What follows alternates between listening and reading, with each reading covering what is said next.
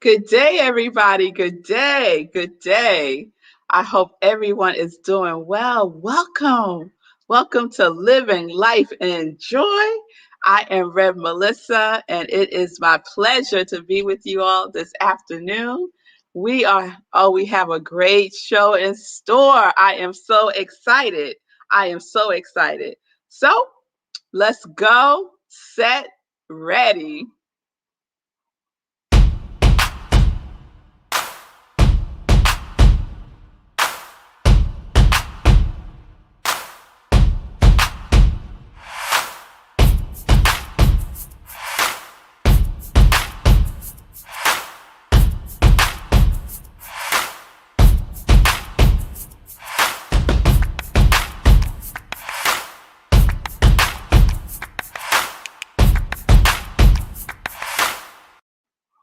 Welcome again, y'all. Don't you just love that opening? Good day, mommy. It's good to see you. It's good to see you.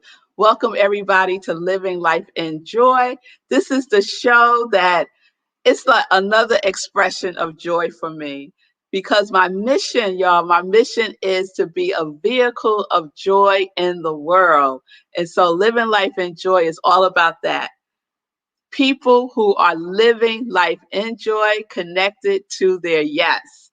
So we're going to get into it. Living life in joy. We are celebrating Black History Month. And I decided, how did I want to recognize and honor Black History Month? And so I said, you know what?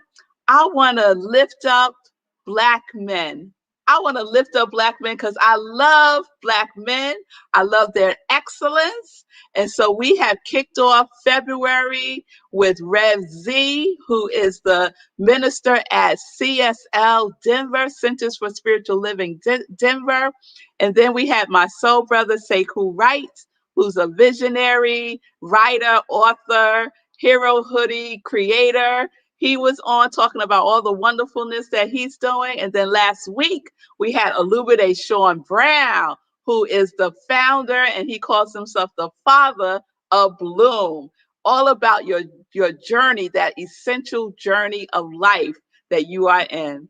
And so by way of today, I want to introduce today's guest in this way. We're going to show him, and then I'm going to tell you who he is. We're going to do a little show and tell.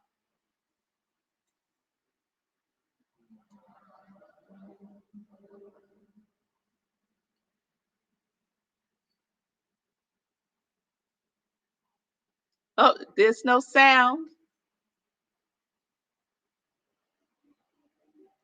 All right, we're going to get it. We're going to get it. We're going to get it. All right. So while we work out the sound with the video, I have been watching and listening to my guest for quite some time. He is an amazing, amazing singer. And I became aware of his presence in the universe through New Thought. And I first saw him, he came to Sacred Center many moons ago, and that was my first experience of him. And since then, I just followed him around and check out what he's doing. So he is today's guest. I want to see if we have the video ready. And if we do, we'll do that. If not, then we're going to bring him on. If the world was a better place because of you, what if you had more love and compassion in all you do? The world would be a better place. We'd all live with ease and grace. Just believe in the dream, it can really come true. Here's what you do. Join hearts. Let love's healing start. Yes, join hearts.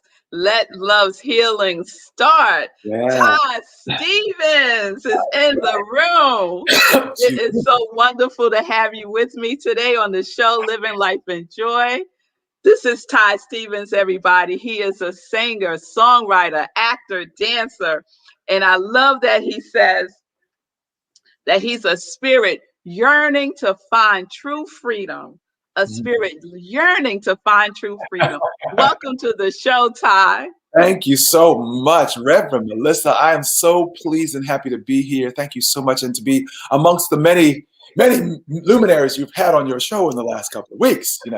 So, nice to be nice to be counted in with these brothers. Honestly, Well, you are a Black man of excellence. And so I am so grateful that you were able to appear to close out, February for us. wonderful. Thank you. My honor. My honor. Yes. Yeah. So you talk about being a spirit yearning for true freedom. Mhm. What is that about for you?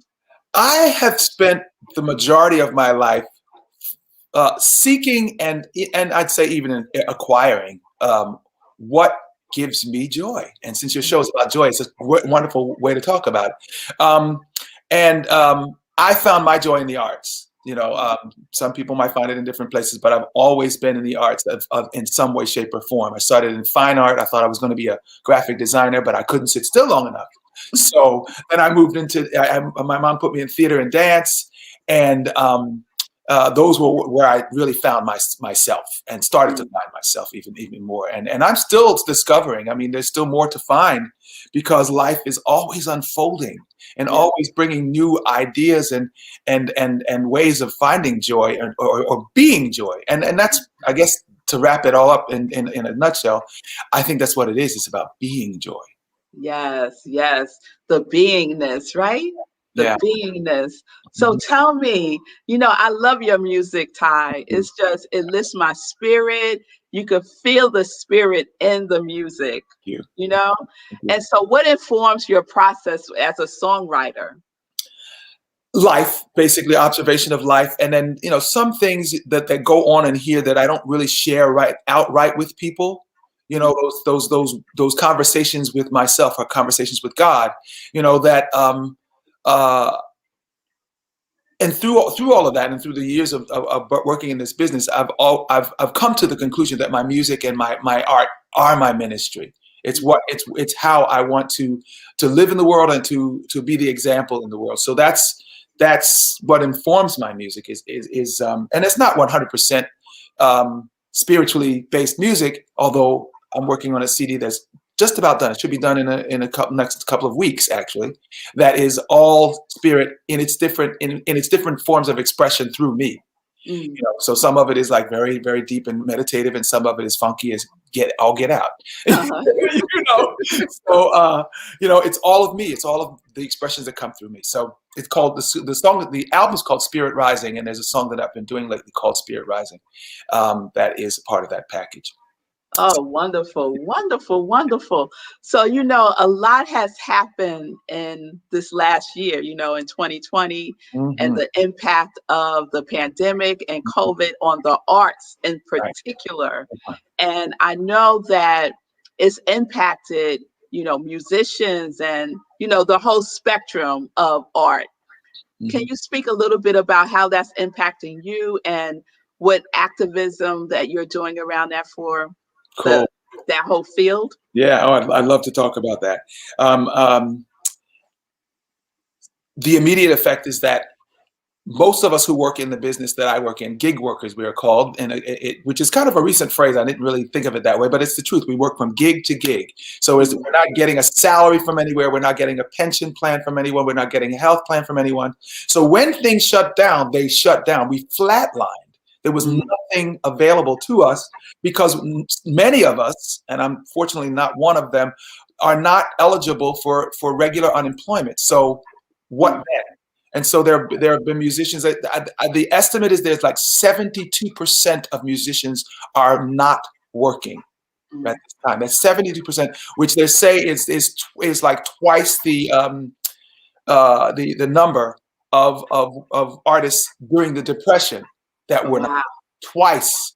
So this is all. So I'm working with an organization called Music Workers Alliance, and Mm, tomorrow we're having a rally in front of Governor Cuomo's office in Manhattan to mm, just shine the light on the fact that people who do what we do in the entertainment business are so vulnerable during this time of COVID when we can't gather in places. Our work is totally premised on people gathering in public places in volumes, because nobody can make any money if 4 people show up and are spaced 6 feet apart. It just doesn't work. So we're looking to be a part of the conversation when it's being had to reopen, and how do we restructure? How do we continue to include what we do? Because restaurants will reopen, but that doesn't mean they're going to include music. Right. Because now that's another expense. And if they're working at 25% capacity, they're not making any money. They can't pay us, blah, blah, blah. So now we're looking to the government to create a program, much like Roosevelt did back in the Depression, where the arts are supported by the government, which they do in so many other countries. And when we think about music and art and the humanities, how they inform and build a more rounded person, and a passionate person, I have to say. Yeah. That's what we're trying to really foster now, is to bring forth. And I'm going to say this before I finish this sentence. I know that this whole thing with COVID, as much as it's been a headache and a heartache for so many of us, there is a renaissance coming out of this. And I know that we are all part of it. You, us as musicians, you as spiritual people, we as spiritual beings and spiritual leaders are a new rebirth, a renaissance of heart and spirit and love. And I know that's the truth. And let me just say one more last thing about that. They say that we are being ushered into the age of Aquarius, and me being an Aquarian, I believe that. Yes, it is. There is a awakening. There is an awakening. In my other show, in Morning Sip, I'm talking about the quickening. And there is a quickening that is happening that, if you sit still and you're really in tune, you can feel that inflow of divine vitality that is seeking expression. You can feel it. It's palpable. Yep. And I have to tell you, Ty, that's how I feel when I listen to your music. It comes through. There is a divine vitality there for sure. So the other flyer we had up looked like that was a party. What's going on? Live stream concert. So, in the spirit of keeping music alive, we're trying, all of us are trying to do various and sundry things that are either remote or completely virtual. So this is one of the clubs that we've worked at on many occasions. It's owned by one of our kind of rotating players. His name is Ed Jackson. He has a place called the Jackson Room in Queens. And so he's invited me and the whole band, my brothers, to come out and play a live show that's going to be streamed. So that's this coming Saturday, the 27th. And I think we start at 8 o'clock. It's on the flyer. I don't remember much of anything, but we started. We start at 8:30. Okay. Okay. Eastern time, and it's a concert of what we do. It's the music that we present. It will include some of the music that we've talked about here briefly, Power to Change, and probably not Spirit Rising necessarily, because we've got some other stuff that we want to bring in, and Ed's going to be playing sax on some of the stuff that he knows, so we have to keep it kind of familiar for him. We don't want to throw something at him. He goes, okay, now what are changes on this thing?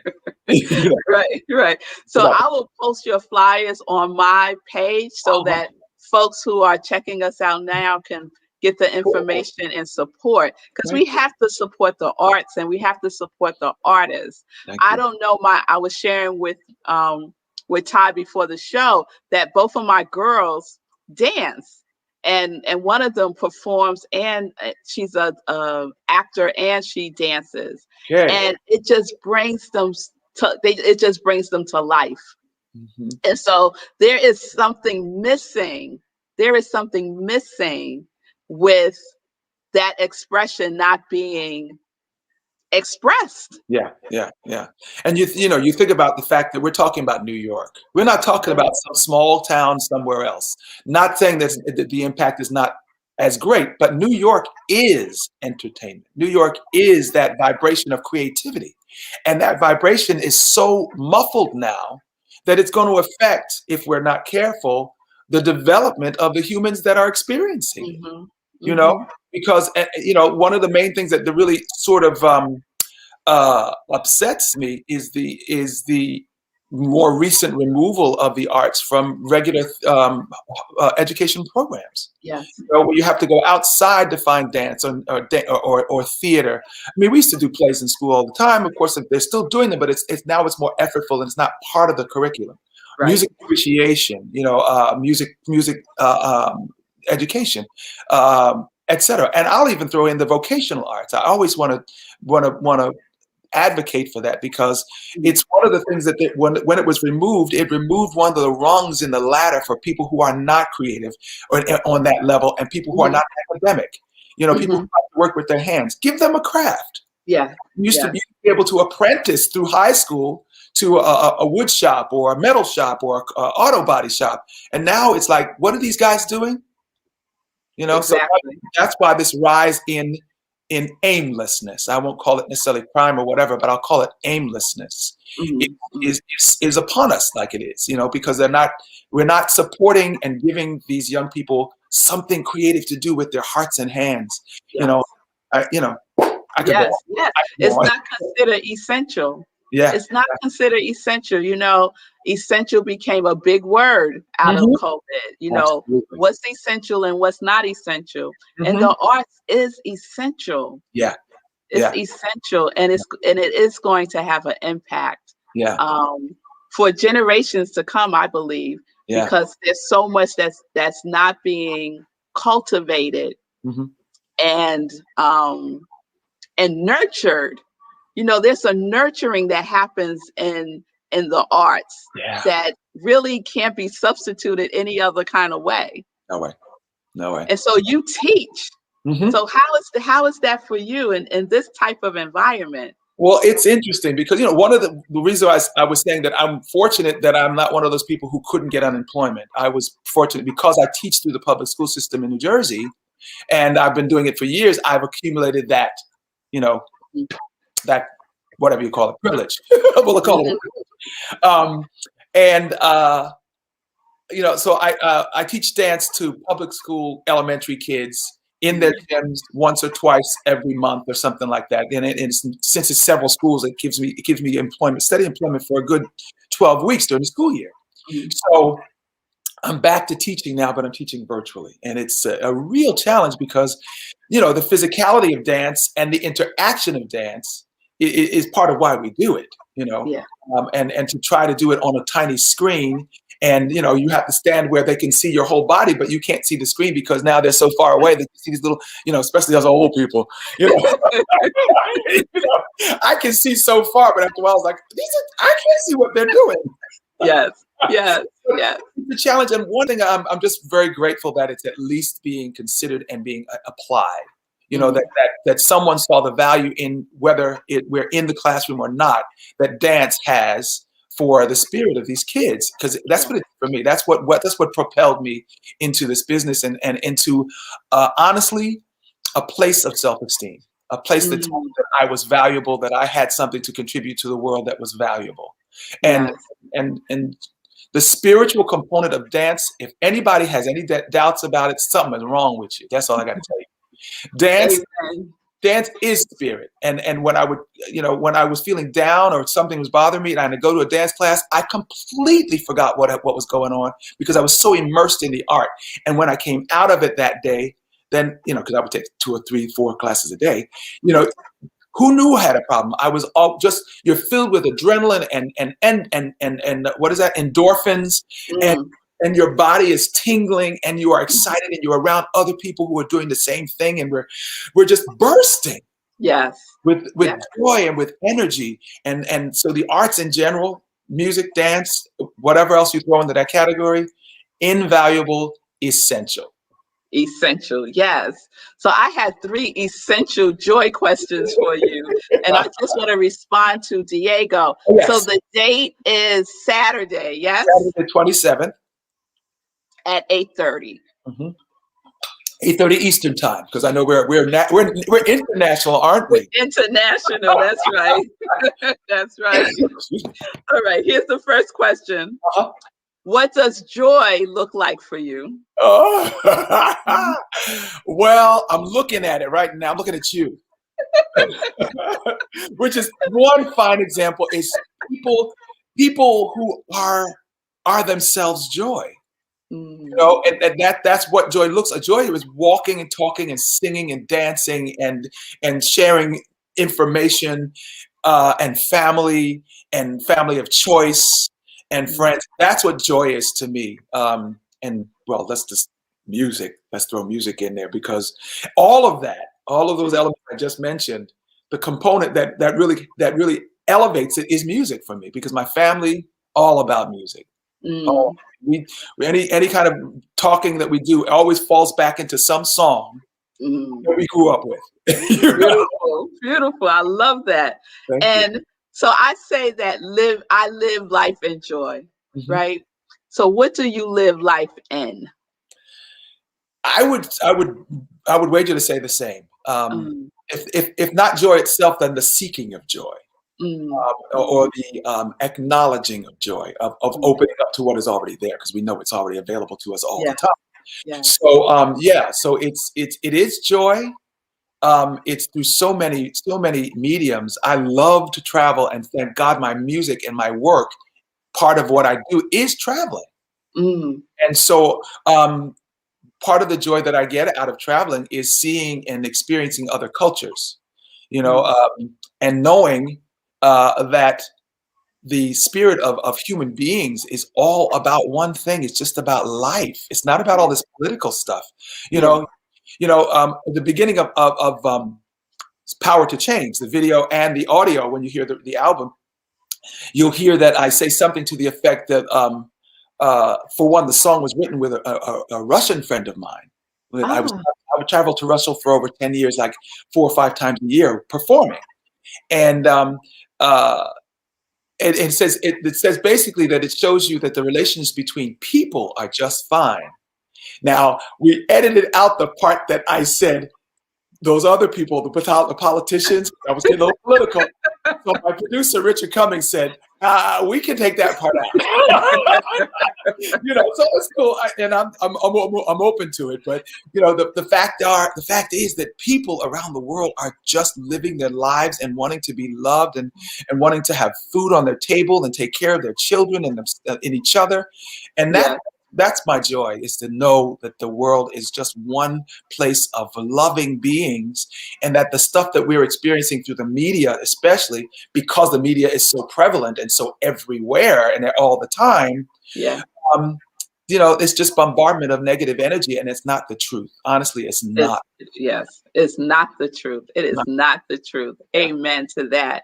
And so I know this last one is a doozy for you being a singer and Okay, songwriter. But let's see. what is your joy song? Okay, it took me a minute to find, because music it's this, see all this stuff here, this fiber, that's music, because I can't live without it. I couldn't, blah blah blah. I could go on and on and on, but I won't. So it took me a minute to decide what song I wanted to advocate as my joy song, because there are so many. I mean, I first went to Stevie Wonder. Ah, He's the first person. He's my go-to for joy and for music and for creativity and for artistry. And there's Shaka Khan, there's Ruth. There's all these people. But I settled on my own music because of it course. was an easier call. I was like, okay, let me just because all those people are getting in the way. So let's just focus on me again, and know that what I've put out in terms of what I see joy as is this song. It's called "Love Is in the Room," because that's when you are safe and warm and loved, and when love is in the room, and it's always there if you bring it, because that's, Yes, yeah. yes. So, All right, let's show a little snippet of your joy song. Love is in the room. While the vibe is high, we lift it up. Spirits fly, pure and simple reason why. Love is in the room, spirits moving all the time. Dancing diamonds, sparkles shine. What's that feeling so divine? Love is in the room, safe in the rhythm. Let yourself go, free from your prison. Go for what you know. Love is in the room. Yes, love is certainly in the room. Love yeah, is certainly in the room.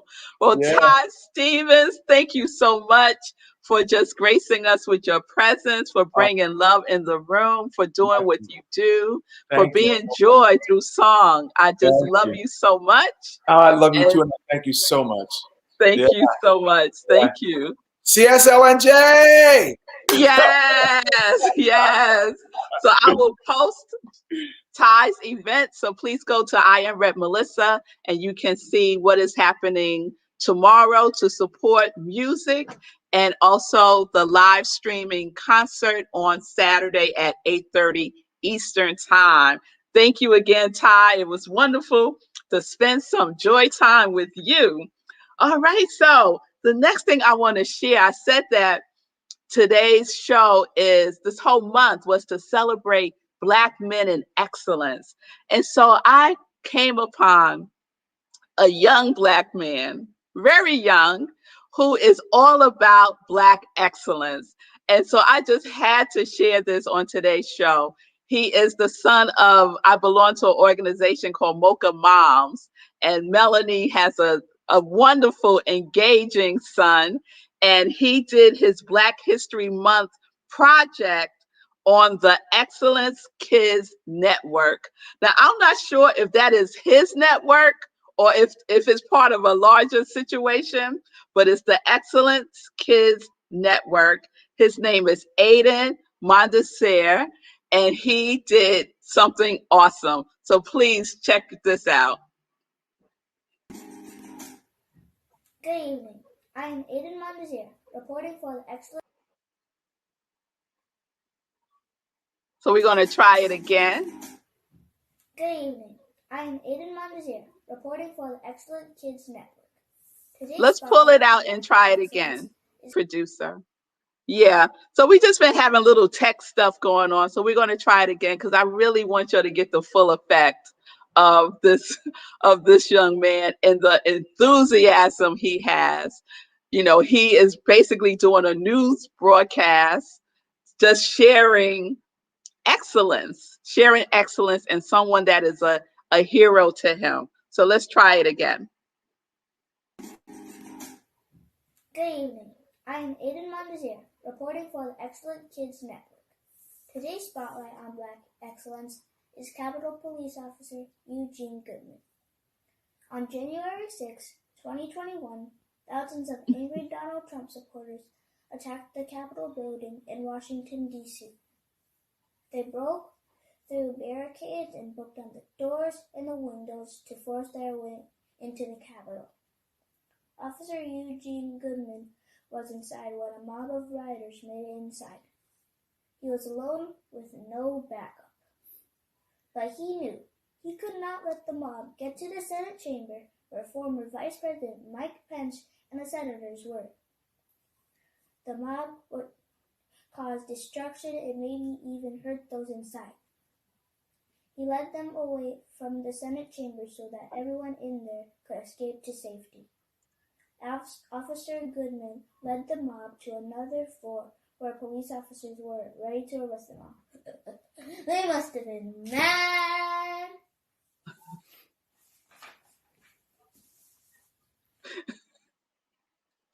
Yes, I wish we could show the whole thing. We're just having technical difficulties. I'll post the video on my page also. But when he said they must have been mad, I just fell out. I just fell out. So he is expressing that Capitol Officer Eugene Goodman is a hero of his, and his Black History Month project was about Eugene Goodman and excellence and Black excellence. So Aiden, you are incredible. He is so funny. He has such confidence and he shows such bravery by just putting out his personality in the way that he does. So Aiden, I just wanted to give you some love and to expand what you are doing. So if you want to follow Aiden, you can follow him on his IG page, which is follow him on Instagram at Aiden Supernova. And that right there, that tells you a whole bunch about him, right? Aiden Supernova. And that is exactly what he is. He is a superstar. So thank you, Melanie, for letting me just share Aiden with my platform. I just think he is brilliant and he is excellence. He is excellence. He is excellence. All right, y'all. So I want to share a couple of announcements before we wrap up the show. So, Hero Hoodies for Children, I've been talking about this on Morning Sip. The Congregation of Joy is supporting Hero Hoodies. We are focusing on children's size Hero Hoodies. The Hero Hoodies movement is going to 3 cities in March, to Memphis, to Louisville, and to Walls, Mississippi. And we are supporting this. The Hero Hoodies movement is going to be giving and supporting women's shelters in those 3 cities. This is the movement that was created by Sekou Rights. And so if you want to participate, please go to giveherohoodies.com. It is a give one, get one, a go-go. So you get a hero and one will be given to this amazing, amazing movement of providing hero hoodies to young people and to women who are living in shelters. So what I say is I was inspired by this by my children. I told them about the hero hoodies and they just thought the idea of children giving hero hoodies to other children was just everything for them. So I got them 2 hoodies in their name, and they know that 2 children will receive a hero hoodies also. So please join this effort. Go to givehoodies.com and give and get. Or you could do what a lot of people are doing. They're donating both hoodies to the cause. Okay? All right. The other thing I want to announce is meditating with the moon. We do a meditation with the full moon and with the new moon. And so this week, Saturday at 4 a.m., yes, 4 a.m. Eastern time, we meditate with the moon. We do a spiritual practice together. And so you need to register. Just go to my page, I Am Red Melissa, and the information is there. It's on Eventbrite. It's on Zoom, and you need the link to get into the room. And then lastly, check out my podcast. There's so much joy there on my podcast. It is a sip of my sips. It's called Sip with Red Melissa. And this week's podcast is all about sacred. So it's sacred work. And we've been talking about that today with Ty. The work that he does is sacred work. And we have the opportunity to share the sacredness that we are across the land. So thank you so much for being with me today for this episode of Living Life in Joy. We're going to keep it going. I want to share more of Ty with you. So we're going to do Power of Change as the outro to the show. So please sit back and enjoy and understand that we are living life in joy and we are connected to our yes.